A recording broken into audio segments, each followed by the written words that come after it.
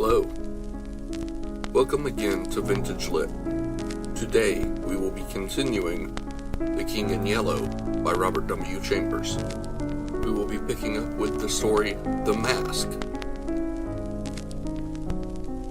The Mask starts with an excerpt from the play The King in Yellow.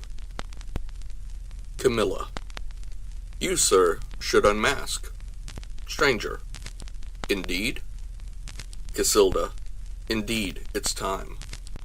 We all have laid aside disguise but you. Stranger. I wear no mask. Camilla, terrified aside to Casilda. No mask? No mask! The King in Yellow, Act 1, Scene 2. Although I knew nothing of chemistry, I listened fascinated. He picked up an Easter lily, which Genevieve had brought that morning from Notre Dame, and dropped it into the basin. Instantly, the liquid lost its crystalline clearness. For a second, the lily was enveloped in a milk-white foam, which disappeared, leaving the fluid opalescent. Changing tints of orange and crimson played over the surface. And then what seemed to be a ray of pure sunlight struck through from the bottom, where the lily was resting. At the same instant, he plunged his hand into the basin and drew out the flower. There is no danger, he explained. If you choose the right moment, that golden ray is the signal. He held the lily toward me, and I took it in my hand. It had turned to stone, to the purest marble. You see, he said, it is without a flaw. What sculptor could reproduce it? The marble was white as snow, but in its depth the veins of the lily were tinged with the palest azure, and a faint flush lingered deep in its heart.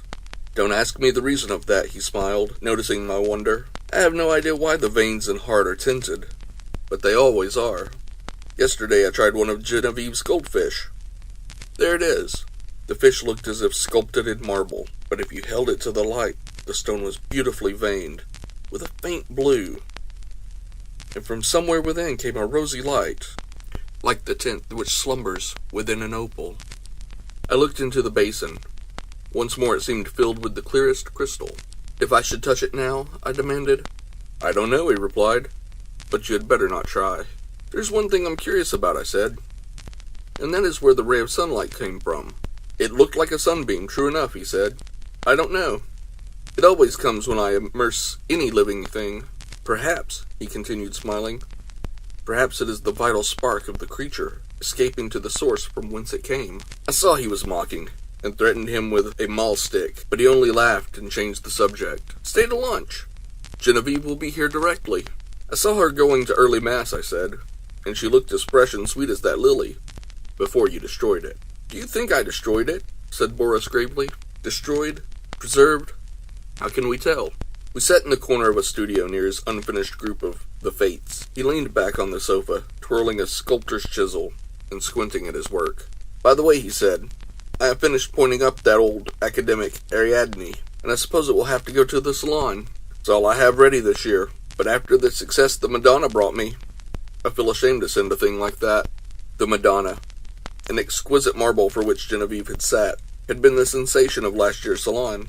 I looked at the Ariadne. It was a magnificent piece of technical work, but I agreed with Boris that the world would expect something better of him than that. Still, it was impossible now to think of finishing in time for the salon. That splendid, terrible group, half shrouded in the marble behind me. The Fates would have to wait. We were proud of Boris Yavin. We claimed him and he claimed us on the strength of his having been born in America, although his father was French and his mother was a Russian.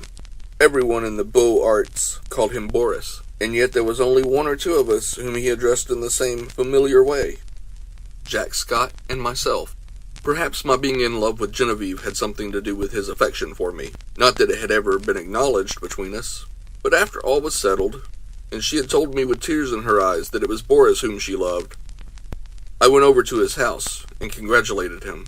The perfect cordiality of that interview did not deceive either of us. I always believed, although to one, at least, it was a great comfort. I do not think he and Genevieve ever spoke of the matter together, but Boris knew. Genevieve was lovely. The Madonna-like purity of her face might have been inspired by the Sanctus in Gounod's Mass. But I was always glad when she changed that mood for what we called her April maneuvers. She was often as variable as an April day. In the morning grave, dignified and sweet. At noon, laughing, capricious. At evening, whatever one least expected. I preferred her so rather than in that Madonna-like tranquility which stirred the depths of my heart. I was dreaming of Genevieve when he spoke again. What do you think of my discovery, Alec? I think it wonderful. I shall make no use of it, you know, beyond satisfying my own curiosity so far as may be. And the secret will die with me. It would be rather a blow to sculpture, would it not? We painters lose more than we ever gain by photography. Boris nodded, playing with the edge of the chisel. This new vicious discovery would corrupt the world of art. No, I shall never confide the secret to anyone, he said slowly. It would be hard to find anyone less informed about such phenomena than myself. But of course I had heard of mineral springs, so saturated with silica that the leaves and twigs which fell into them were turned into stone after a time. I dimly comprehended the process, how the silica replaced the vegetable matter, atom by atom, and the result was a duplicate of the object in stone. This, I confess, had never interested me greatly. And as for the ancient fossils thus produced, they disgusted me. Boris, it appeared, feeling curiosity instead of repugnance, had investigated the subject, and had accidentally stumbled onto a solution which, attacking the immersed object with a ferocity unheard of, in a second did the work of years. This was all I could make out of the strange story he had just been telling me. He spoke again after a long silence. I am almost frightened when I think what I have found. Scientists would go mad over the discovery. It was so simple, too. It discovered itself. When I think of that formula, and that new element precipitated in metallic scales. What new element? Oh, I haven't thought of naming it, and I don't believe I ever shall. There are enough precious metals now in the world to cut throats over. I pricked up my ears. Have you struck gold, Boris? No, better. But see here, Alec. He laughed, starting up. You and I have all we need in this world. Ah, how sinister and covetous you look already. I laughed too, and told him I was devoured by the desire for gold. We had better talk of something else. So when Genevieve came in shortly after, we had turned our backs on alchemy. Genevieve was dressed in silvery gray from head to foot. The light glinted along the soft curves of her fair hair as she turned her cheek to Boris. Then she saw me, and returned my greeting. She had never before failed to blow me a kiss from the tips of her white fingers, and I promptly complained of this omission. She smiled and held out her hand, which dropped almost before it had touched mine. Then she said, looking at Boris, "You must ask Alec to stay for luncheon." This also was something new. She had always asked me herself until today. "I did," said Boris shortly.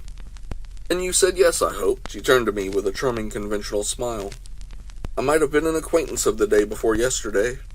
I made her a low bow. "It would be my honor, ma'am." But refusing to take up our usual bantering tone, she murmured a hospitable commonplace and disappeared. Boris and I looked at one another. "I had better go home, don't you think?" I asked. "Hanged if I know," he replied frankly. While we were discussing the advisability of my departure, Genevieve reappeared in the doorway without her bonnet. She was wonderfully beautiful, but her color was too deep, and her lovely eyes were too bright. She came straight up to me and took my arm. "Luncheon is ready." Was I cross, Alec? I thought I had a headache, but I haven't. "Come here, Boris," and she slipped her other arm through his. "Alec knows that after you, there is no one in the world whom I like as well as I like him. So if he sometimes feels snubbed, it won't hurt him." "Oh my," I cried. "Who says there are no thunderstorms in April?" "Are you ready?" chanted Boris. "Aye, ready." And arm in arm, we raced into the dining room, scandalizing the servants. After all, we were not so much to blame. Genevieve was 18. Boris was 23. And I not quite 21.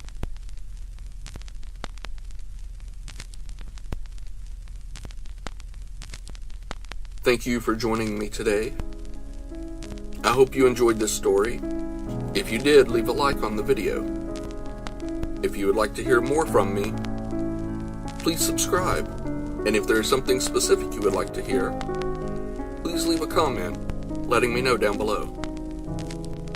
Thank you.